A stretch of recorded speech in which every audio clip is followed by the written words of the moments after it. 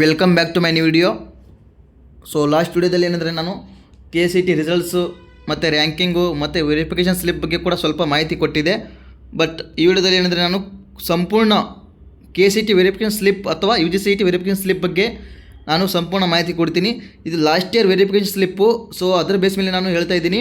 ಅದರಲ್ಲಿ ವೆರಿಫಿಕೇಷನ್ ಸ್ಲಿಪ್ಪಲ್ಲಿ ಏನೇನಿರುತ್ತೆ ಮತ್ತು ಇದು ಎದಕ್ಕೆ ಇಂಪಾರ್ಟೆಂಟು, ಯಾವುದಕ್ಕೆ ಇಂಪಾರ್ಟೆಂಟು, ಮತ್ತು ಈ ವೆರಿಫಿಕೇಷನ್ ಸ್ಲಿಪ್ ನಿಮಗೆ ಎಲ್ಲಿ ತನಕ ಯೂಸ್ ಆಗುತ್ತೆ ಆ್ಯಂಡ್ ಇದು ಆಪ್ಷನ್ ಎಂಟ್ರಿಗೆ ಎಷ್ಟು ಇಂಪಾರ್ಟೆಂಟು ಅದೆಲ್ಲ ಹೇಳ್ಕೊಡ್ತೀನಿ. ವಿಡಿಯೋ ಕೊನೆವರೆಗೂ ನೋಡಿರಿ ಮತ್ತು ನಿಮ್ಮ ಫ್ರೆಂಡ್ಸ್ ಯಾರೇ ಇದ್ದರೂ ಅವರಿಗೂ ಕೂಡ ಶೇರ್ ಮಾಡಿರಿ. ಮತ್ತು ನನ್ನ ಚಾನಲ್ಗೆ ಇನ್ನೂರು ಯಾರು ಸಬ್ಸ್ಕ್ರೈಬ್ ಮಾಡಿಲ್ಲ ಎಲ್ಲರೂ ಸಬ್ಸ್ಕ್ರೈಬ್ ಮಾಡ್ಕೊಳ್ರಿ. ಮತ್ತು ನಿಮ್ಮ ಫ್ರೆಂಡ್ಸ್ ಯಾರಿದ್ರು ಅವರಿಗೂ ಕೂಡ ಶೇರ್ ಮಾಡಿರಿ. ಸೊ ಫಸ್ಟ್ ಆಫ್ ಆಲ್ ಏನಂದರೆ ಇಲ್ಲಿ ನೋಡ್ಕೋಬೋದು. ಫಸ್ಟ್ ಆಫ್ ಆಲ್ ಏನಿದೆ ನೋಡಿರಿ, ಆಪ್ಷನ್ ಎಂಟ್ರಿ ಇದರಲ್ಲಿ ವೆರಿಫಿಕೇಷನ್ ಸ್ಲಿಪ್ಪಲ್ಲಿ ಫಸ್ಟ್ ಏನಿದೆ ನೋಡ್ಕೊಳ್ರಿ, ಆಪ್ಷನ್ ಎಂಟ್ರಿ CET ನಂಬರ್ ಅಂತ ಇದೆ. ಸೊ ಈ CET ನಂಬರ್ ಯಾಕೆ ಇಂಪಾರ್ಟೆಂಟ್ ಅಂದರೆ ನಿಮಗೆ ಇವಾಗ ಆಪ್ಷನ್ ಎಂಟ್ರಿ ಬಿಡ್ತಾರೆ. ಸೊ ಆಪ್ಷನ್ ಎಂಟ್ರಿ ಬಿಡುವಾಗ ನಿಮಗೆ 2 ಆಪ್ಷನ್ಸ್ ಇರುತ್ತೆ. ಏನಂದರೆ ಅಲ್ಲಿ ನಿಮ್ಮದು ಅಪ್ಲಿಕೇಶನ್ ನಂಬರ್ ಅಂತ ಇರುತ್ತೆ, ಅಪ್ಲಿಕೇಶನ್ ನಂಬರ್ ಕೂಡ ಹಾಕಬೇಕು. ಆ್ಯಂಡ್ ಇನ್ನೊಂದು ಏನಂದರೆ ಆಪ್ಷನ್ ಎಂಟ್ರಿ CET ನಂಬರು ಇದು ಹಾಕಿದರೆ ಮಾತ್ರ ನಿಮಗೆ ಆಪ್ಷನ್ ಎಂಟ್ರಿ ಮಾಡೋಕ್ಕೆ ಅಲೋ ಮಾಡ್ತಾರೆ. ನೆನಪಿರಲಿ, ವೆರಿ ಇಂಪಾರ್ಟೆಂಟ್ ಇದು.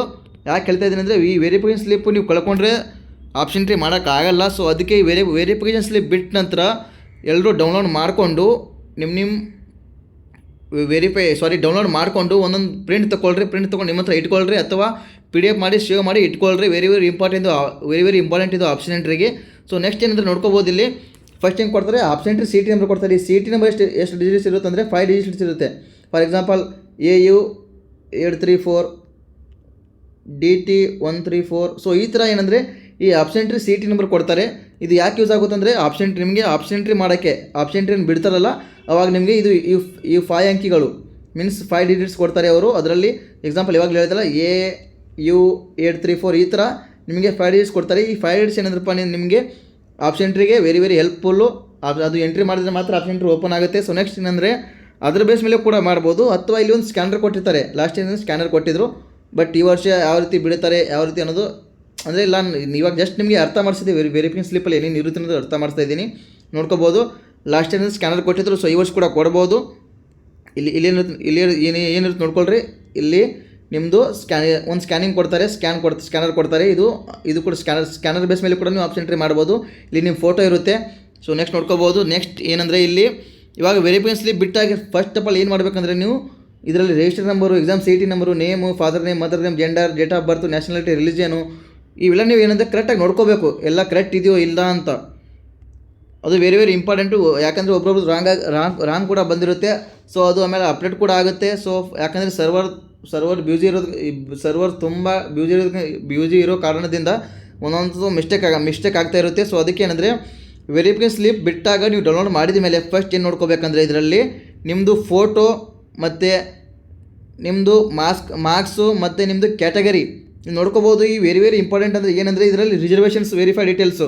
ಸೊ ಇದರಲ್ಲಿ ಒಬ್ಬೊಬ್ರದ್ದು ಕ್ಯಾಟಗರಿ ಬೇರೆ ಇವಾಗ SC ಇದ್ದರೆ ಒಬ್ಬೊಬ್ರದ್ದು 2A ಬಂದಿರುತ್ತೆ, ಅಥವಾ 2A ಇದ್ದರೆ ಅವ್ರದ್ದು SC ಬಂದಿರುತ್ತೆ. ಸೊ ಈ ರೀತಿ ಮಿಸ್ಟೇಕ್ ಆಗ್ತಾ ಇರುತ್ತೆ. ಸೊ ಅಕಸ್ಮಾತ್ ನಿಮ್ಮದು ಕಾಸ್ಟ್ ನೇಮ್ ಕೂಡ ಚೇಂಜ್ ಆಗಿರುತ್ತೆ. ಅಂದರೆ ಮಿಸ್ಟೇಕ್ಸ್ ಆಗುತ್ತೆ, ಮಿಸ್ಟೇಕ್ ಮಾಡಲ್ಲ, ಬಟ್ ಸರ್ವರ್ ಇಸ್ವಿಂದ ಮಿಸ್ಟೇಕ್ ಆಗ್ತಾ ಇರುತ್ತೆ. ಸೊ ಅದೆಲ್ಲ ಏನಂದರೆ ನೀವು ಕರೆಕ್ಟಾಗಿ ನೋಡ್ಕೋಬೇಕು, ರಾಂಗ್ ಇದೆಯೋ ಕರೆಕ್ಟ್ ಇದೆ ಅಂತ ಎಲ್ಲ ಕರೆಕ್ಟಾಗಿ ನೋಡ್ಕೋಬೇಕಾಗುತ್ತೆ. So next income SNQ Kannada rural. ಈಗ ಎಕ್ಸಾಂಪಲ್ ಏನಂದರೆ ನಿಮ್ಮದು ಕನ್ನಡ ಮೀಡಿಯಮ್ ವೆರಿಫೈ ಮಾಡಿಸಿರ್ತೀರ, ಬಟ್ ಇದರಲ್ಲಿ ನೋ ಅಂತ ಬಂದಿರುತ್ತೆ. ಸೊ ಅದೆಲ್ಲ ಕರೆಕ್ಟಾಗಿ ನೋಡ್ಕೋಬೇಕು, ಕರೆಕ್ಟ್ ಇದೆಯೋ ರಾಂಗ್ ಇದೆಯೋ ಅಂತ ಕರೆಕ್ಟಾಗಿ ನೋಡ್ಕೊಡ್ಬೇಕು. ಫಸ್ಟ್ ನೋಡಿಕೊಂಡ್ರೆ ನಿಮಗೆ ವೆರಿ ಈಸಿಫುಲ್ ಆಗುತ್ತೆ. ಯಾಕಂದರೆ ನಿಮಗೆ ಆಪ್ಷನ್ ಎಂಟ್ರಿ ಮಾಡಿದ ಮೇಲೆ ನಿಮಗೆ ಅವರು ಜಸ್ಟ್ ರ್ಯಾಂಕ್ ನೋಡಲ್ಲ. ಸೊ ರ್ಯಾಂಕ್ ಒಂದೇ ನೋಡಲ್ಲ, ರ್ಯಾಂಕ್ ಬೇಸ್ ಮೇಲೆ ಏನಂದರೆ ನಿಮಗೆ ರ್ಯಾಂಕು ನೋಡ್ತಾರೆ, ಮತ್ತು ಕಾಸ್ಟ್ ಕೂಡ ನೋಡ್ತಾರೆ, ಮತ್ತು ಕನ್ನಡ ಮೀಡಿಯಮು ರೂರಲ್ಲು ಏನಾದರೂ ಇದ್ದರೆ ಅದು ಕೂಡ ರೆಫರ್ ಮಾಡ್ತಾರೆ. ಎಲ್ಲ ರೆಫರ್ ಮಾಡಿ ನಿಮಗೆ ಒಂದು ಸೀಟ್ ಕೊಡ್ತಾರೆ. ಸೊ ಮೈಂಡಲ್ಲಿ ಇರಲಿ. ಅದಕ್ಕೇನಂದರೆ ನಿಮಗೆ ರಿಸರ್ವೇಷನ್ ಡೀಟೇಲ್ ಎಲ್ಲ ಕರೆಕ್ಟಾಗಿ ನೋಡ್ಕೋಬೇಕು ನೀವು. ಸೊ ಇಷ್ಟು ಆದಮೇಲೆ ನಿಮಗೆ ಏನಂದರೆ ಮತ್ತೆ ಇದರಲ್ಲಿ ಫಸ್ಟ್ ನೋಡ್ಕೋಬೋದು, ಇಲ್ಲಿ 12th PU ಮಾರ್ಕ್ಸ್ ಕಾರ್ಡ್ ಅಂತ ಇದೆ. ಸೊ ಇದರಲ್ಲಿ ಕೂಡ ಕರೆಕ್ಟಾಗಿ ನೀವು ಮಾರ್ಕ್ ಎಲ್ಲ ಕರೆಕ್ಟ್ ಬಂದಿದೋ ಇಲ್ಲ ಅಂತ ಅದನ್ನು ನೋಡ್ಕೋಬೇಕು. ಸೊ ನೆಕ್ಸ್ಟ್ ಅದಾದಮೇಲೆ ಅಂದರೆ ರ್ಯಾಂಕ್ಸ್. ನಿಮ್ಮ ರ್ಯಾಂಕ್ ಇವಾಗ ರಿಸಲ್ಟ್ ಬಿಟ್ಟಾಗ ಏನು ರ್ಯಾಂಕ್ ಇತ್ತೋ ಅದನ್ನೇ ಇಲ್ಲಿ ವೆರಿಫಿಕೇಷನ್ ಸ್ಲಿಪ್ಪಲ್ಲಿ ರ್ಯಾಂಕ್ ಇರುತ್ತೆ.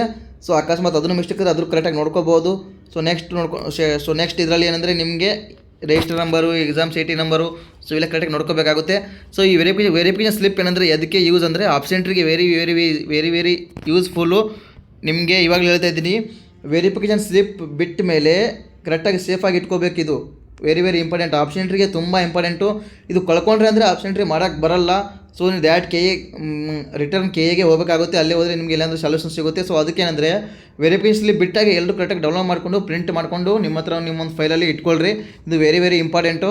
ಇದರಲ್ಲಿ ಮತ್ತೆ ಏನು ಇಂಪಾರ್ಟೆಂಟ್ ಅಂದರೆ ಆಪ್ಷನ್ ಎಂಟ್ರಿ CET ನಂಬರು ಮತ್ತು ಒಂದು ಸ್ಕ್ಯಾನ್ ಕೊಡ್ತಾರೆ. ಸೊ ಅದು ಕೂಡ ಎರಡು ಇಂಪಾರ್ಟೆಂಟು. ಸೊ ಇಷ್ಟೇನೆಂದರೆ ಈ ವೆರಿಫಿಕೇಷನ್ ಸ್ಲಿಪ್ ಬಗ್ಗೆ ಇಂಪಾರ್ಟೆಂಟು. ಸೊ ನೆಕ್ಸ್ಟ್ ವಿಡಿಯೋದಲ್ಲಿ ನಾನು ಏನು ಹೇಳ್ತೀನಿ ಅಂದರೆ ಕಾಲೇಜಸ್ಸು ವೇಟ್ ಮಾಡಿರಿ. ಸೊ ನೋಡ್ಕೋಬೋದು ನೆಕ್ಸ್ಟ್ ವಿಡಿಯೋದಲ್ಲಿ ಅಂದರೆ ನಿಮಗೆ ಕೋರ್ಸ್ ವೈಸ್ ಕಾಲೇಜ್ ಲಿಸ್ಟ್ ಕಳಿಸ್ತೀನಿ. ಸೊ ನೆಕ್ಸ್ಟು ಮತ್ತು ನಿಮಗೆ ಇವಾಗ for example BSc nursing and engineering, agriculture, veterinary. So ಇಷ್ಟೆಲ್ಲ ಕೋರ್ಸ್ಗೆ ಏನಂದರೆ ನಿಮಗೆ ಪ್ರತಿಯೊಂದು ಮೀನ್ಸ್ ಆಪ್ಷನ್ ಎಂಟ್ರಿಗೆ ಎಷ್ಟು ಕೋರ್ಸ್ ಅವೈಲೇಬಲ್ ಇದೆಯಲ್ಲ, ಸೊ ಅಷ್ಟು ಕೋರ್ಸು ನಿಮಗೆ ಕಾಲೇಜ್ ಲಿಸ್ಟು ನಾನು ಗ್ರೂಪಲ್ಲಿ ಕಳಿಸ್ತೀನಿ. ಆ್ಯಂಡ್ ಟಾಪ್ ಕಾಲೇಜಸ್ ಯಾವುದಿದೆ ಅದು ವಿಡಿಯೋ ಕೂಡ ಮಾಡ್ತೀನಿ. ನೆಕ್ಸ್ಟ್ ವಿಡಿಯೋದಲ್ಲಿ ಅದೆಲ್ಲ ಹೇಳ್ತೀನಿ. BSc ನರ್ಸಿಂಗ್ ಆಗಲಿ, ಇಂಜಿನಿಯರಿಂಗ್ ಆಗಲಿ, ಫಾರ್ಮಸಿ ಆಗಲಿ ಆ್ಯಂಡ್ ವೇಟ್ ಮಾಡಿರಿ, ಇಲ್ಲಿ ತೋರಿಸ್ತೀನಿ ನೋಡಿರಿ ನಿಮ್ಗೆ ಕರೆಕ್ಟಾಗಿ ಇವಾಗ. ಸೊ ನೋಡ್ಕೋಬೋದು ಇಲ್ಲಿ ಯಾವ್ಯಾವ ಕೋರ್ಸ್ ಇದೆ ನೋಡಿರಿ. ಸೊ ಇದೆಲ್ಲ ನಾನು ಎಕ್ಸ್ಪ್ಲೇನ್ ಮಾಡ್ತೀನಿ ಯಾವ್ಯಾವ ಕಾಲೇಜ್ ಟಾಪ್ ಇದೆ ಮತ್ತು ಯಾವ್ಯಾವ ಕಾಲೇಜ್ ಚೆನ್ನಾಗಿದೆ, ಗೌರ್ಮೆಂಟ್ ಕಾಲೇಜ್ ಯಾವುದು, ಅದರಲ್ಲಿ ಫಾರ್ಮಸಿ ಆಗಲಿ, BPT ಆಗಲಿ, ಇಂಜಿನಿಯರಿಂಗ್ ಆಗಲಿ, ನರ್ಸಿಂಗ್ ಆಗಲಿ. ಸೊ ನೆಕ್ಸ್ಟು ಫಾರ್ಮಸಿ ಆಗಲಿ, ಅಗ್ರಿಕಲ್ಚರ್ BSc ಆಗಲಿ, ವೆಟರ್ನರಿ ಸೈನ್ಸ್ ಆಗಲಿ, ಸೊ ನ್ಯಾಚುರೋಪತಿ ಯೋಗ ಆಗಲಿ. ಸೊ ಇವೆಲ್ಲ ಕಾಲೇಜ್ ನಾನು ಗ್ರೂಪಲ್ಲಿ ಕಳಿಸ್ತೀನಿ ಮತ್ತು ವಿಡಿಯೋ ಕೂಡ ಮಾಡ್ತೀನಿ. ಸೊ ಈ ವಿಡಿಯೋ ಎಲ್ರಿಗೂ ಶೇರ್ ಮಾಡಿರಿ. ಮತ್ತು ನೆಕ್ಸ್ಟ್ ವಿಡಿಯೋದಲ್ಲಿ ನಾನು ಏನಂದರೆ ಕಾಲೇಜ್ ಬಗ್ಗೆ ಇನ್ಫಾರ್ಮೇಷನ್ ಕೊಡ್ತೀನಿ. ಟಾಪ್ ಕಾಲೇಜಸ್ ಯಾವುದು, ಗೌರ್ಮೆಂಟ್ ಕಾಲೇಜಸ್ ಯಾವುದು ಅನ್ನೋದು ಅದ್ರ ಬಗ್ಗೆ ಇನ್ಫಾರ್ಮೇಷನ್ ಕೊಡ್ತೀನಿ. ಅಲ್ಲಿವರೆಗೂ ವಿಡಿಯೋ ನೋಡ್ತಾ ಇರಿ. ಟೇಕ್ ಕೇರ್, ಬಾಯ್.